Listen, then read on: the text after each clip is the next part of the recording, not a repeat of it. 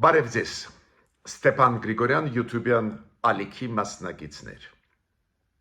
Ողջունում եմ ձեզ բոլորիդ։ Այսօր հունիսի 11-ն է։ Շարունակում ենք մեր աշխատանքը, ողջունում եմ Սփյուռքահայությունը, Արցախահայությունը, բոլոր առանց բացառությամբ Հայաստանի Հանրապետության քաղաքացիներին։ Այսօր մի քանի թեմաներից կխոսենք։ Պարզ է, անպայման ես այսօր անդրադառնամ Նիկոլ Փաշինյան Գարեգին II այս հակամարտության ծանր պայքարի իրար դեմ այս թեմային, քանի որ զարգացումները ամեն օր գնում են, նորությունները ամեն օր գալիս են մեզ, հասնում են, անպայման դրա մասին պետք է խոսենք։ Նիկոլ Փաշինյանը փորձում է պրակտիկ քայլերի դիմել, որ ի վերջո Գարեգին II կամ հրաժարական տա, կամ նոր կաթողիկոս ընտրվի հայրաքաղաքական եկեղեցում, ինչ որ կոնկրետ քայլերի, դրանց մասին կխոսենք, ու ընդհանրապես ոնց եմ ես տեսնում ելքը այս իրավիճակից, անպայման ձեզ հետ ուզում եմ այսօր կիսվել։ Բայց մինչ այդ ես ուզում եմ մեր ուշադրությունը բոլորից դարձնել, որ զարգանում են process-ները աշխարհում։ Այդ process-ները առնչվում են մեզ հետ, ուրեմն այս լրջագույն խնդիրը, որը բարձրացրեց Նիկոլ Փաշինյանը վերջի ժամանակներս կապված Գարեգին II-ի հետ, կաթողիկոսի հետ, այս խնդիրը չպետք է ստվերի ամբողջությամբ այլ զարգացումները աշխարհում, որոնք ուղղակիորեն առնչվում են մեր շահերի հետ։ Ուրեմն այլ հարցերից էլ կխոսենք, ուստեղ անչափ ուշագրավ էր Վլադիմիր Մեդինսկու հայտարարությունը, դուք գիտեք, դա օգնականն է Պուտինի, Ռուսաստանի նախագահի, որը զբաղվում է Ուկրաինայի հարցով, ու Ուկրաինա Ռուսաստան Ամերիկայի միջնորդությամբ ընթացող բանակցային process-ի Ռուսաստանի պատվիրակության ղեկավարն է։ Կարևոր դեմք է թիմում Պուտինի, ակնհայտ է դա, ու ինքը արեց շատ ուշագրավ հայտարարություն Ղարաբաղի հետ կապված, զուգահեռներ անցկացրեց Ուկրաինայի հետ, Ռուսաստան-Ուկրաինա հակամարտության հետ, զուգահեռներ անցկացրեց այն ռեգիոնների հետ, որոնք Ռուսաստանը օկուպացրել է Ուկրաինայում, ու մեծ աղմուկ բարձրացրեց Ադրբեջանի արտգործնախարարությունը։ Ահա որ դժգոհ են, այնտեղ ինչ կար չկար, կեղտ լցրեցին այդ Վլադիմիր Մեդինսկու գլխին։ Շատ հետաքրքիր է այդ process-ները, պետք է պարտավորենք, հետևենք։ Ուրեմն սկսում ենք մեր այսօրվա աշխատանքը։ Ես պետք է ասեմ, որ Թուրքիան եւ Ադրբեջանը վաղվանից անցկացնում են մի շաբաթվա զորավարժություններ Նախիջևանում։ Դուք լավ հիշում եք, ինչքան վտանգավոր են մեզ համար այս ձևի զորավարժություններ։ Ես չեմ համարում, որ հիմա հավանականությունը, որ Ադրբեջանը հարձակվի մեզ վրա շատ բարձր է, բայց այնուամենայնիվ իմ հիշողության մեջ տպավորվել է, որ 2020 թվականի պատերազմից մոտավորապես 1-1.5 ամիս առաջ լայնամասշտաբ, նաև այդ թվում Նախիջևանում Թուրքիան Ադրբեջանի հետ անցկացրել է ռազմավարժություններ։ Միացյալ Նահանգների, դուք հիշում եք, Միացյալ Նահանգներում կառավարության ներսում կա շատ կարևոր հանձնաժողով, որը զբաղվում է կրոնական միջազգային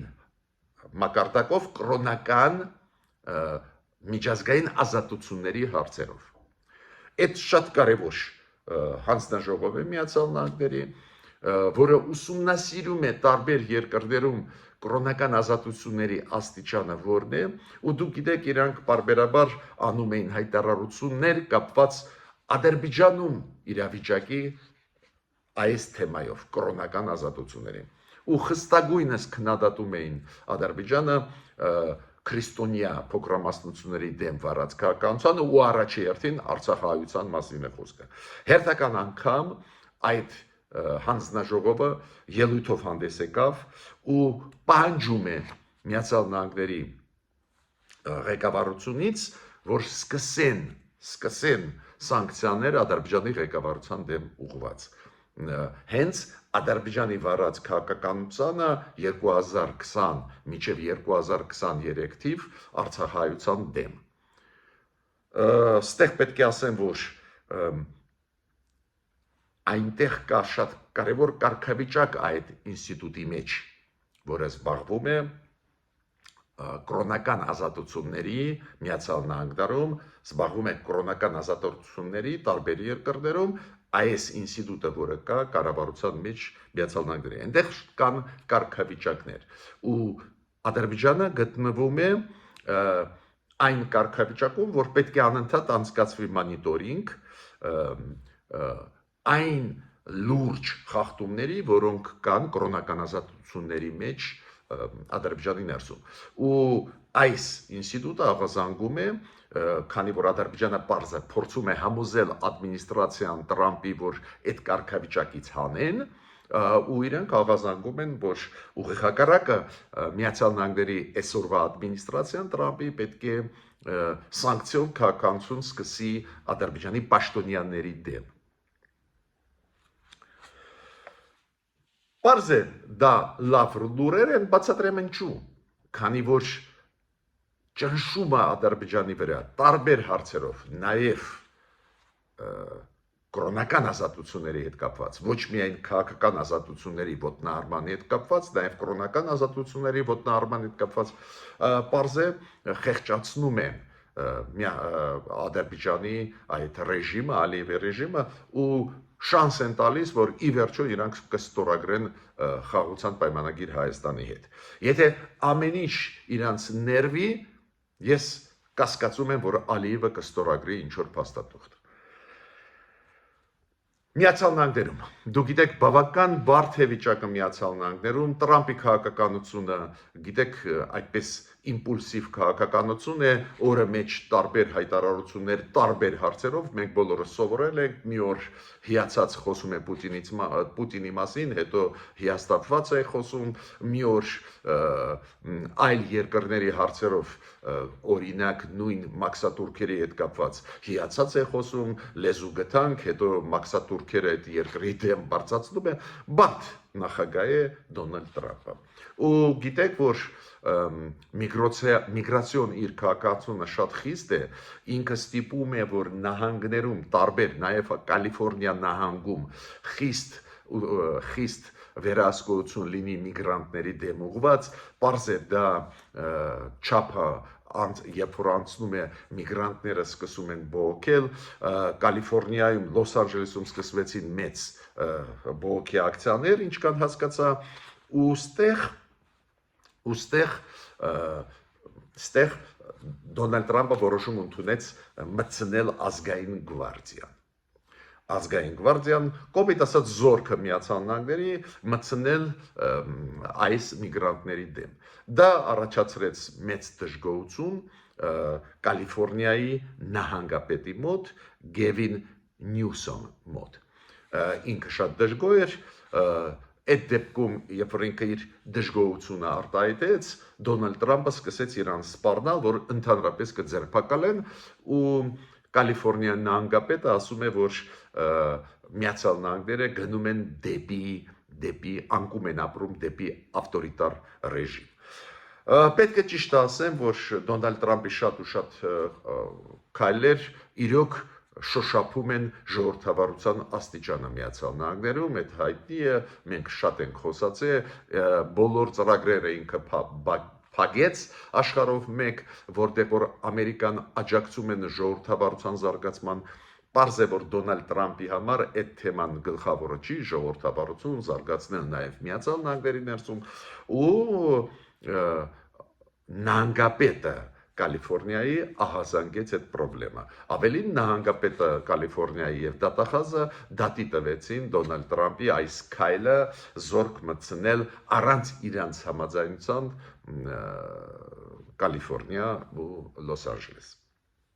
Մյուս խնդիրը, որը սրվեց Դոնալդ Տրամփ Իլոն Մասկ հարաբերությունները։ Դուք գիտեք, Իլոն Մասկը լրջագույն աջակցություն տվեց Դոնալդ Տրամպին, որ ինքը այդպես հեշտ ընտրվեց, եւ նաեւ այդ ֆինանսական լրջագույն աջակցություն տարբեր գնահատականներով դա 250 միլիոն էր, ուրեմն բարձ էր, որ Դոնալդ Տրամպը միայն պետք է շնորհակալություն հայտնի Իլոն Մասկին, բայց երբ որ Իլոն Մասկը չհամաձայնվեց, այս վերջի ժամանակներս չհամաձայնվեց ինչ որ կառավարության նախաձեռնության ինչ որ օրենսդրական ակտերը փոխել, ինչ հարցերում, հիմա դա նույնիսկ կարևոր չի, Դոնալդ Տրամպի մոտ դա առաջացրեց լուրջ դժգոհություն, ինքը սկսեց կռվել, բանավիճել Իլոն Մասկի հետ, սպառնալ, որ կհանի թիմից, ի վերջո ասենք, որ հանեց ռեալ թիմից, ու հիմա սպառնում է, որ այն աջակցությունը, որը կառավարությունը տալիս է Իլոն Մասկի տարբեր ծրագրերին, Իլոն Մասկը իրականացնում է պարզ է խոշորագույն ամենահարուստ մարդն է աշխարհում, իրականացնում է 1000 մի ծրագրեր ու պարզվում է Իլոն Մասկի ընկերությունների ծրագրերը, որոնք իրականացվում են մոտավորապես 3 միլիարդ դոլարի կարգի աջակցություն է ստանում, սուբսիդիաներ է ստանում կառավարությունից Միացյալ Նահանգների, հիմա Դոնալդ Տրամպը սպառնում է Իլոն Մասկին, եթե շարունակի քննադատել Դոնալդ Տրամպի քաղաքականությունը, Դոնալդ Տրամպը կզրկի այդ սուբսիդիաներից։ Բայց ռեալ իրոք իրար դեմ հիմա իրանք դուրս եկան, անպատվում են, Դոնալդ Տրամպը նույնիսկ ասեց, որ թմրադեղեր է օգտագործում Իլոն Մասկը, այդ ոնց է հիմա օգտագործում է, երբ որ փողով օգնում Դոնալդ Տրամպին չեն օգտագործում թմրադեղեր, փոխադարձ այս ձևի կոշտ հայտարարություններ, ինչքան ես գիտեմ ինֆորմացիա եղավ մի երկու օր առաջ, որ իրանց ներկայացուցիչները կոնտակտի մեջ մտան, միգուցե կոնտակտի մեջ մտան ու Վենսը փոխնախագահ Միացյալ Նահանգների փորձում է իրանց հաշտեցնել, որ այդպես սուր հակադրության մեջ չմտնեն, պարզ է Դոնալդ Տրամպը պետք է հասկանա, որ Իլոն Մասկը ամենահարուստ մարդն է Միացյալ Նահանգներում, բացի դրանից այդ իր հնարավորությունները, եթե հիմա դեմոկրատներին տա, պարզ է դեմոկրատները միջանկյալ ընտրությունների, որոնք մի տարի հետո պետք է լինեն Միացյալ Նահանգներում կոնգրեսում կարող են բերել պատկերի փոփոխման կոնգրեսում ի օգուտ դեմոկրատների, պարզ է, որ Վենսը փոխնախագահ Միացյալ Նահանգների հիմա ամեն ինչ անում է հաշտեցնելու կողմերը, բայց ցանկացած դեպքում նույնիսկ կարելի է սպասել, Իլոն Մասկը անսպասելի քայլեր է անում, Դոնալդ Տրամպն էլ էմոցիոնալ մարդ է ու իրար դեմ դուրս եկան։ Բայց այդ օրինակները ես ինչու բերում եմ մեզ, որ մենք հասկանանք, որ Միացյալ Նահանգներում բարդ են process-ները։ Միացյալ Նահանգների հետ մենք պետք է աշխատենք, մենք ունենք շահեր, համատեղ, համընկնող շահեր, նաև ռազմավարական պայմանագիր ունենք, ուրեմն Միացյալ Նահանգների հետ էլ ավելի ակտիվ ու ինչքան կարելի է շուտ ծրագրեր իրականացնենք, զարգացնենք։ Քանի որ այնտեղ էլ բարդ process-ներ են գնում, այնտեղ էլ Դոնալդ Տրամպի ադմինիստրացիա ուշադրությունը կարող է մեր հարցերից շեղվի, տեսակ այդ ուղղակի հակամարտությանը մտան Իլոն Մասկի հետ, որը Դոնալդ Տրամպին միջև վերջի ժամանակներս միջև վերջ պայքարում էր, աջակցում էր, հիմա դուրս եկան իրար դեմ։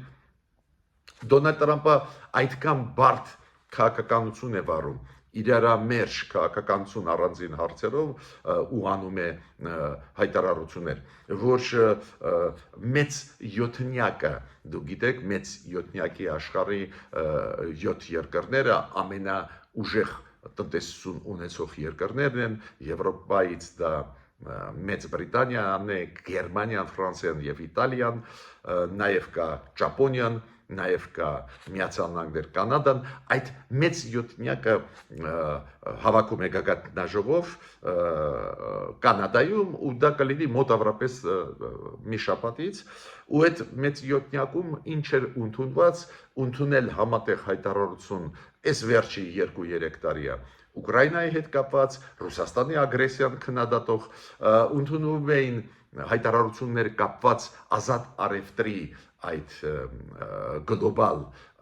ազատ առևտրի հետ կապված, քանի որ այս յոթնյակի գլխավոր խնդիրները,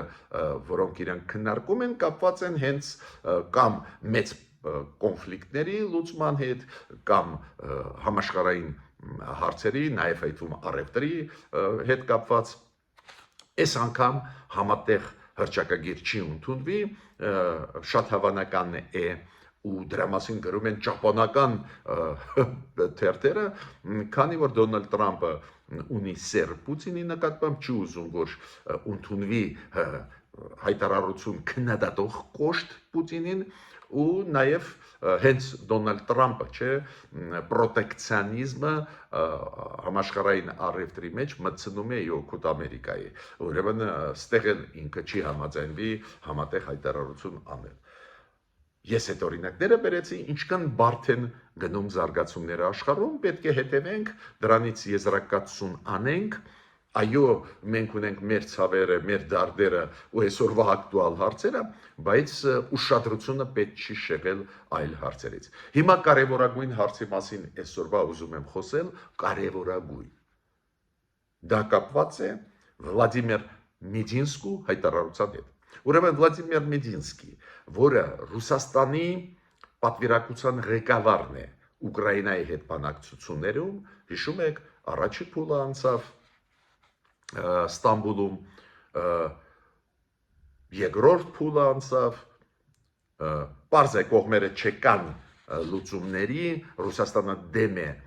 զինադադար հաստատել երկարաժամկետ, ուզում է 3 օրով, 2 օրով, չգիտեմ ինչու, քանի որ եթե զինադադար հաստատում ես, գոնե 1 ամիս, 3 ամիս պետք է լինի, բայց չեկան ընդհանուրի, պայմանավորվեցին կողմերը, հիշում եք, միայն փոխանակել գերիներին, դա միանշանակ դրական է, բայց մեծ հաշվով լուծումների չեկան, քանի որ Ռուսաստանը չի ուզում այդ լուծումների, Ռուսաստանը իր նախապայմանները դնում է, շատ նման նախապայմաններ, ինչ դնում է մեր առջև Ադրբեջանը։ Ու հիմա Մեդինսկին ինչ է ասում, Վլադիմիր Մեդինսկին ելույթ ունեցավ, տվեց ինտերվյու Russia Today-ին ու ասեց, որ օրինակ 2022 թվին, երբ որ մարտ ամսին առաջի բանակցային պրոցեսը Ուկրաինայի հետ, մենք պահանջում էին Ուկրաինայից միայն ճանաչել Ղրիմը Ռուսաստանի կազմում։ Մենք պահանջում էին Ուկրաինայից չշոշափել հարցը Դոնեցկի եւ Լուգանսկի այդ հանրապետությունների, այդպես կոչված, ինչ հանրապետություն, այնտեղ հանցագործները գրավեցին Դոնեցկը, Լուգանսկը, բայց ինքը ասում է, մենք ուզում ենք, որ այդ հարցերը չշոշափի Ուկրաինան, Ղրիմը ճանաչի որպես Ռուսաստանի անբաժանելի մաս եւ պահանջում ենք ռուսաց լեզվի համար բարձր կարգավիճակ,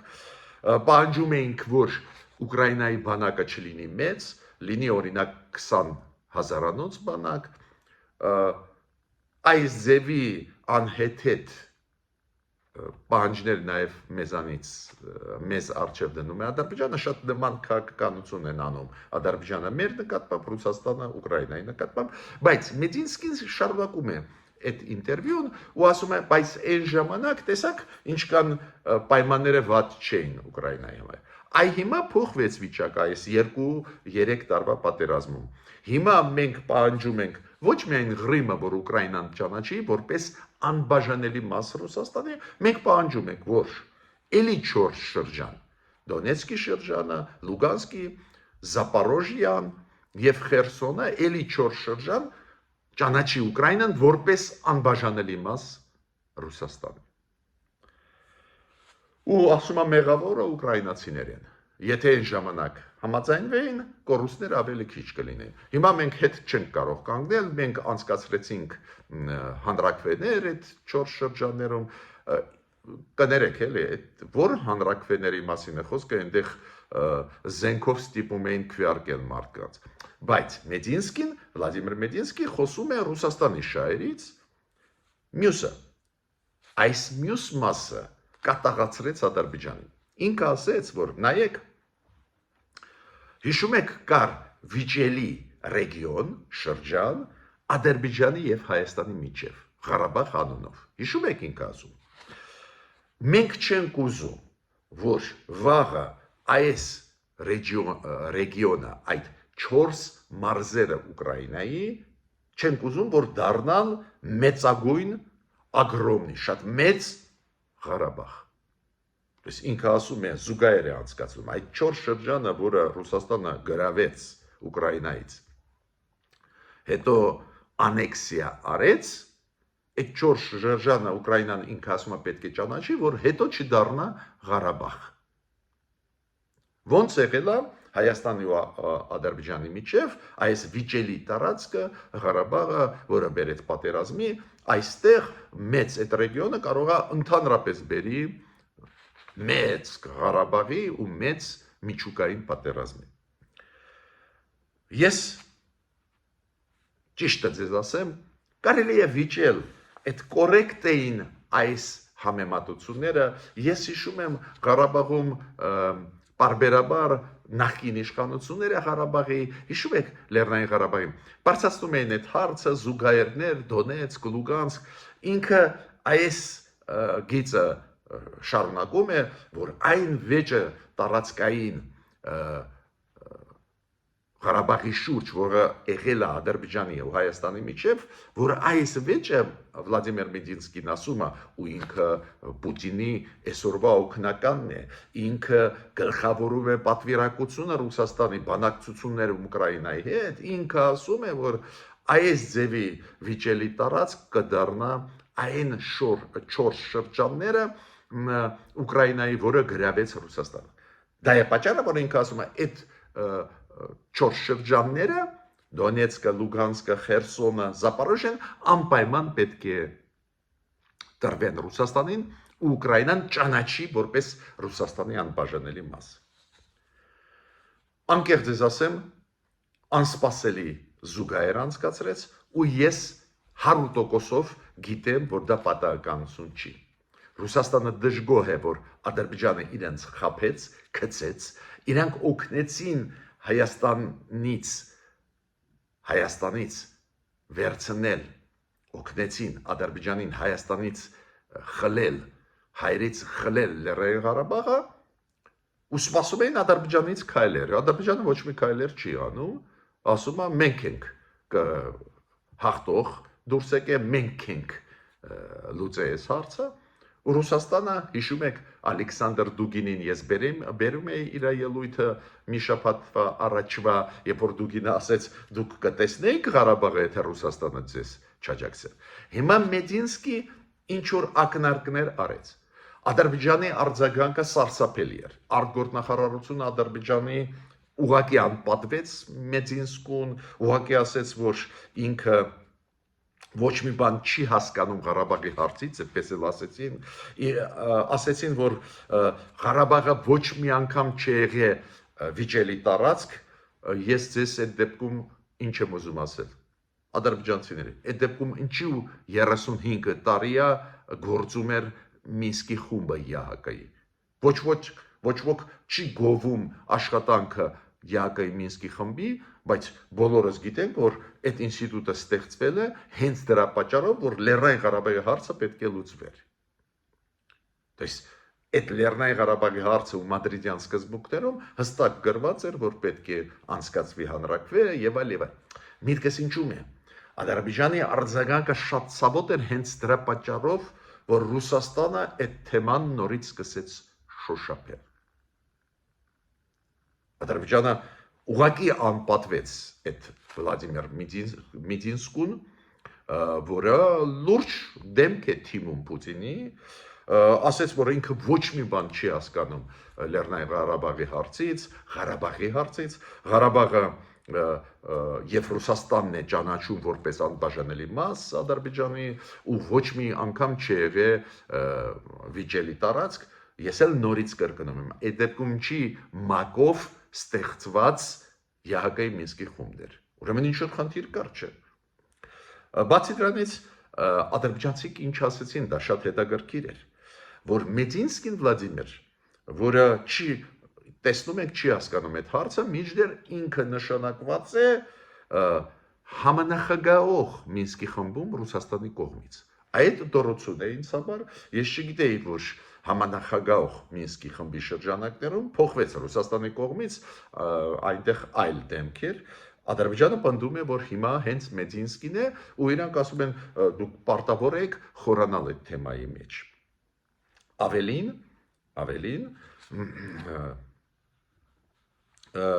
Ադրբեջանը ասում է,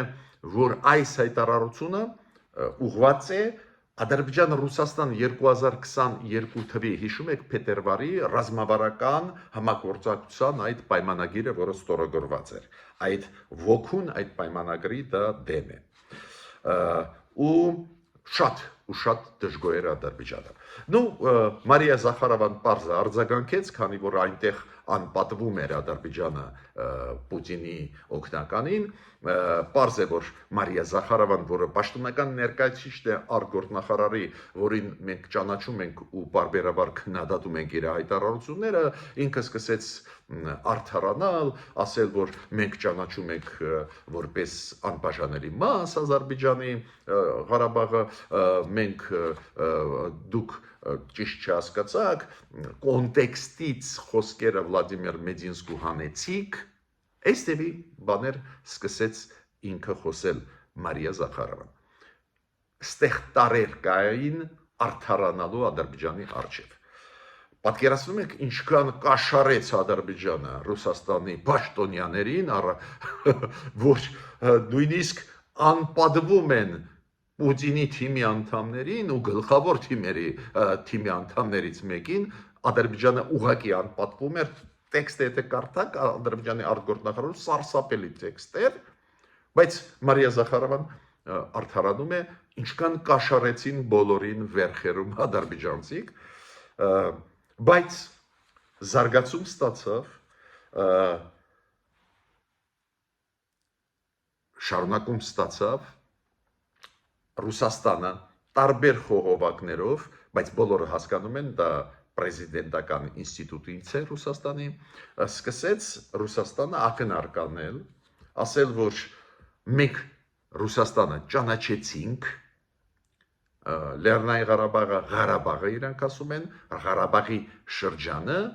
որպես անբաժանելի մաս Ադրբեջանի, հիմա սպասում ենք, որ Ադրբեջանը այս 4 շրջանները Զապորոժիան, Խերսոնը, Դոնեցկը, Լուգանսկը ճանաչի որպես Ռուսաստանի անբաժանելի մաս։ Ու Ռուսաստանը ասում է, հաշվի առնելով ռազմավարական հարաբերությունները Ռուսաստան-Ադրբեջան, մենք հույսով ենք, որ Ադրբեջանը օբյեկտիվ դիրքորոշում կցուցաբերի։ Դուք գիտեք, Ադրբեջանը անընդհատ ասում է, որ ճանաչում է Ուկրաինայի տարածքային ամբողջականությունը, հիմա Ռուսաստանը ասում է, չէ, մենք ձեզ տվեցինք Լեռնային Ղարաբաղը, հիմա դուք ճանաչեք Դոնեցկը, Լուգանսկը։ Սա շատ ուշագրավ զարգացումներ են։ Ռուսաստանը սկսեց ճնշել Ադրբեջանին, հիշեցնել, որ Ղարաբաղի հարցը իրանք լուծեցին ի օգուտ Ադրբեջանի, հիմա պարտք է Ադրբեջանը։ Ադրբեջանցիք արձագանքը ցավոտ էլ, քանի որ չհասկացան, որ Վլադիմիր Մեդինսկու հայտարարությունը լուրջ է։ Ուրիշ բան է, դա չի աշխատի ի օգուտ մեզ, Ռուսաստանը մեր դեմ է, բայց իրար մեջ պրոբլեմներ ես տեսնում եմ։ Հիմա անցնում եմ այսօրվա պարզ է ամենակարևոր հարցին, որը կապված է Նիկոլ Փաշինյան, Գարեգին II բարիբուն իմաստով հակամարտության հետ։ Ես շատ եմ խոսացել այդ թեմայով եւ մեր Ստեփան Գրիգորյան YouTube-յան ալիքի շրջանակներում եւ այլ ալիքներով, բայց այսօր քանի որ կան նորություններ, մի քանի մտքերով ուզում եմ կիսվել։ Դուք գիտեք, երեք չգիտես ինչու մեր պրոռուսական ընդդիմությունը շատ մեծ աղմուկ բարձրացրեց, որ Գարեգին II կաթողիկոսը կարող է ձերբակալվի կառավարության կողմից, Նիկոլ Փաշինյանը ուզում է ձերբակալել, Գարեգին II գալիս էր վերադառնում էր Հայաստան Էմիրատներից, Արաբական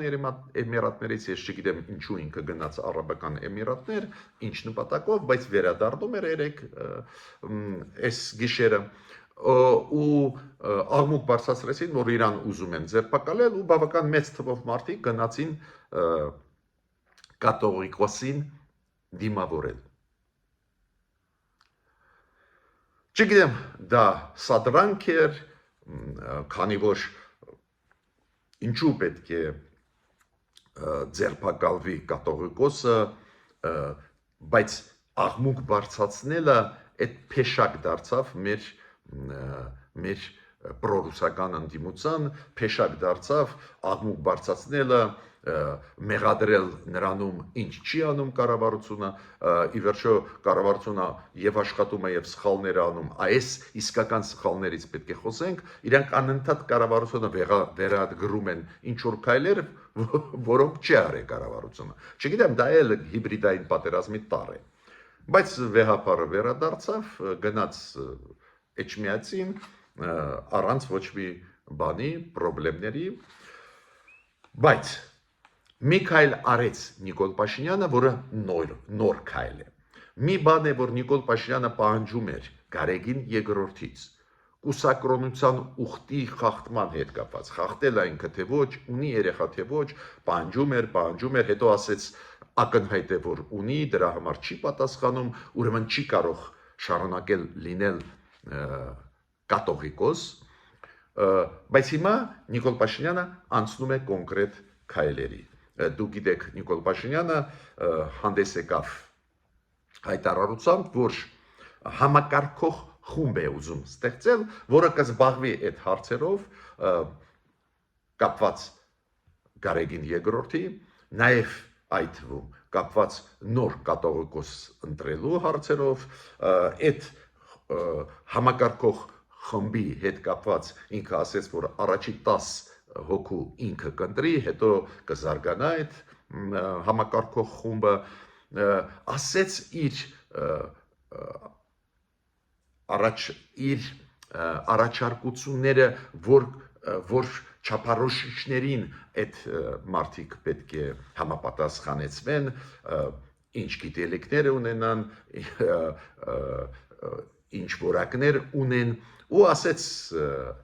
որ ինչ տիպի մարդիկ, ինչ գիտելիքներ ունեցող մարդիկ պետք է մտնեն այդ համակարգող խմբի մեջ, ու ինքը համարում է, որ այս համակարգող խումբը այդ բոլոր հարցերը պետք է լուծի, նաև այդ թվում նոր կաթողիկոսի ընտրության հարցերը։ Ճիշտը ձեզ ասել եմ ձեզ իմ կարծիքը, չեմ կարկանի, որ լուրջ սխալ արեց Գարեգին երկրորդը եւ առանձին եպիսկոպոսները մտնելով ակտիվ քաղաքական դաշտ, լուրջ սխալ արեց Գարեգին երկրորդը, երբ որ ինքը նաեւ ոչ միայն մտավ ներքին քաղաքական դաշտ, նաեւ Շվեյցարիայում ելույթ ունեցավ արտաքին քաղաքացիական ոլորտում, կոպիտ ասած փորձեց փոխարինել կառավարությունը այդ հարցում, դա գիտեք, արգելվում է մեր սահմանադրության համաձայն, քանի որ մեզ մոտ եկեղեցին անջատված է կառավարությունից, պետությունից, անջատ է գործում, այդ լուրջ սխալներ են, բայց հիմա ինձ համար շատ կարևոր է զարգացումները, ուր է դա գնում։ Իմ առաջարկը նա է, որ իմ կարծիքով անպայման հանգուցալուծումը պետք է լինի խաղաղ ճանապարհով, օրինակ տարբերակներից մեկը այս ճնշումը հաշվի առնելով, այս աղմուկը, որ Գարեգին երկրորդը հրաժարական տա, դա ճանապարհներից մեկը լուծման այդ հարցը, երկրորդ ճանապարհներից մեկը ի վերջո Նիկոլ Փաշինյանը massam հասավ իր ուզածին, բարձրացրեց մեծ աղմուկ, կենտրոնացրեց ուշադրությունը հայության փաստերի վրա, նաև կուսակրոնության ուխտի խախտման հետ եւ այլ, ու դրանից հետո ինքը հանգիստ կշարունակի աշխատել,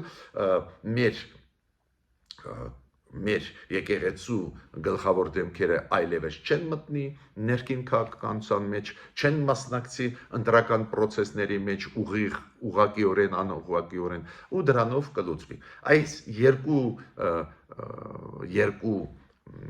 հնարավորությունները կան։ Ես կարծում եմ այս ձևի ավելի լավ կլինի, որ լուծվի հարցը, քանի որ սրում է այդ հարցի մեզ ձեռնտու չի, բոլորս տեսնում եք մեր շուրջ թշնամիներ կան դժբախտաբար, ու այդ թշնամիները գործում են, զորավարժություններ են անցկացնում, մեր դեմ քայլեր են անում, աշխարհով մեկ նաև դիվանագիտական, նաև քաղաքական։ Ուրեմն ինչքան հանգուցալուծվի շուտ, այդքան լավ։ Բայց Նիկոլ Փաշինյանը սկսեց անել կոնկրետ հարցեր, քայլեր, որոնք նաև սահմանադրության հետ կապված բարձրացնում են հարցեր։ Օրինակ, ինքը այդ խումբը համակարգող ստեղծում է նպատակով, որ հետո ընտրվի կազմակերպվեն ընտրություններ նոր կաթողիկոսի, բայց մեր սահմանությունը օրենսդրությունը թույլ է տալիս այս ձևի ակտիվ մասնակցությունը մեր կառավարության կաթողիկոսի ընտրության հետ կասկածում եմ, քանի որ ինքնավարությունը բարձր է մեր եկեղեցու, ուրեմն ստեղ առաջանում են հարցեր։ Իմ գլխավոր միտքը նա է, որ ինչքան էլ լարված վիճակ չլինի, անպայման ամեն ինչ պետք է լուծվի սահմանադրության համաձայն, առաջինը, երկրորդը եկեղեցին պետք է զբաղվի իր հոգևոր հարցերով, կյանքով ու չմիջամտի կառավարության գործունեության մեջ։ Մենք այո, կառավարությունից էլ պահանջում ենք, որ կառավարությունը գործի սահմանադրության շրջանակներում, ես ինչքան գիտեմ, այս ընտրություններին հնարավոր նոր ընտրություններին կաթողիկոսի իրավունք ունեն մասնակցել նաև աշխարհիկ մարդիկ իրավունք ունեն, նաև այդ իշխանավորները Հայաստանի, դա չի արգելում մեր եկեղեցին, հայ առաքելական եկեղեցին, բայց ինչքան ակտիվ կարող է միջամտել այդ հարցին կառավարությունը, ստեղ նյուանսներ կան ու մասնագետները մեզ պետք է հուշեն դուրս գան այս վիճակից։ Ես ավարտեցի իմ այսօրվա ելույթը, խնդրում եմ բաժանորդագրվեք, կիսվեք, լայքեք, անչափ կարևոր է դա, որ մենք մեր աշխատանքը ակտիվ շարունակենք։ Մեր դիրքորոշումը հավասարակշռված է։ Մեր դիրքորոշումը լսում են եւ Սփյուռքայությունում, եւ Հայաստանի Հանրապետությունում, ուրեմն այդ անպայման պետք է, որ մենք գրագետ գործենք, օբյեկտիվ ինֆորմացիայով շարժվենք, այլ ոչ թե էմոցիաներով, հուզմունքներով, դա միշտ խնդիրներ է ստեղծում, այլ ոչ թե լուծումներ է տալիս։ Միշտ նոր հանդիպումներ։